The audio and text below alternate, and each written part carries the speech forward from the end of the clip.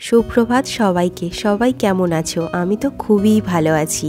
দেখো আমি আমার বোন এখানে বসে আছি আর মা সামনেই বসে আছে আর বাবা ওখানে দাঁড়িয়ে আছে।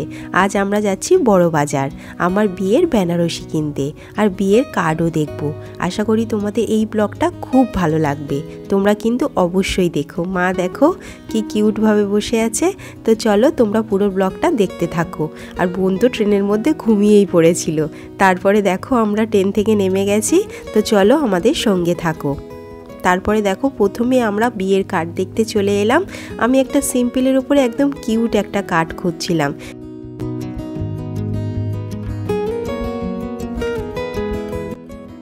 এই কার্ডটা দেখো কি কিউট না, খুব সুন্দর লাগছিল আমার। তো চলো তোমরা আরও কার্ড দেখতে থাকো।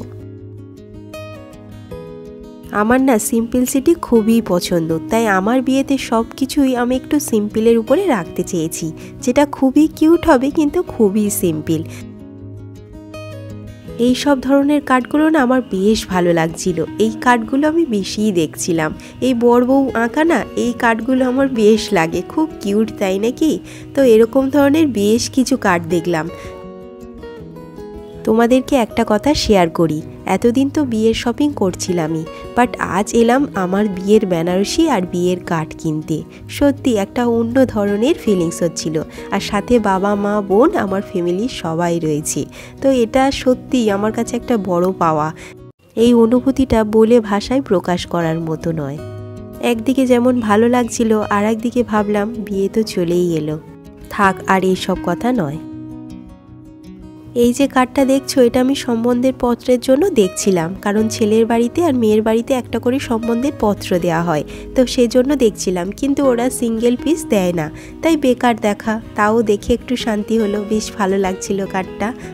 এরপর আমরা আরও অনেক দোকান ঘুরলাম। ঘোরার পর একটা আমরা কার্ড ফাইনাল করলাম। সেটা কোন দোকান থেকে সেটার আর ভিডিও করা হয়নি, বাট অনেকগুলো দোকান আমরা দেখলাম। তারপরে একটা দোকান থেকে ফাইনাল করে ওখানেই প্রিন্ট আউট করতে দিয়ে চলে এলাম।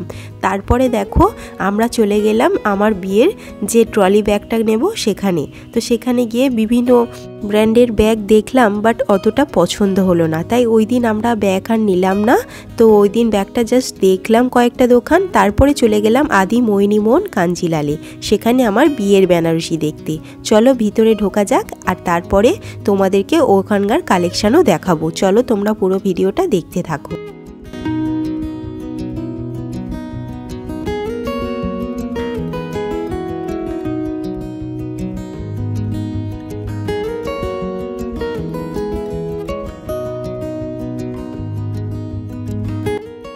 নিচের যে কাউন্টারটা ছিল সেখানে আমার বিয়ের বেনারসি দেখাচ্ছিল। তো আমি যেমনটা চাইছিলাম সেমনটা ঠিক পাচ্ছিলাম না।